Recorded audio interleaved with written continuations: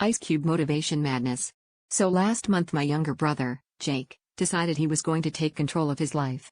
Like a lot of people, he watched one of those meal prepping videos and became instantly convinced that the only thing standing between him and six-pack abs was Tupperware.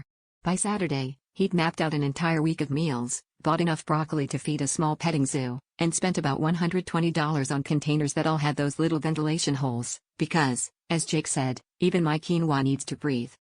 The first sign that things were getting weird was when I opened the freezer looking for ice cream and found a clear plastic container labeled Monday, Stay Cool, Champ.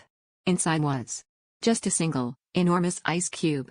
At first, I thought maybe he had some water infusion thing planned, but the next day, I found another container in the fridge labeled Tuesday, Chill Wins Thrill.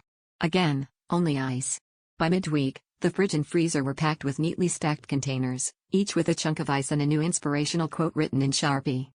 Curious, and honestly, a bit worried, I confronted Jake, who was sitting at the kitchen table with a marker in one hand and a bag of ice in the other.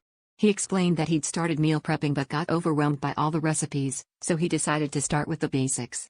Apparently, he read somewhere that hydration was important, and nothing motivates you to drink water like a motivational ice cube.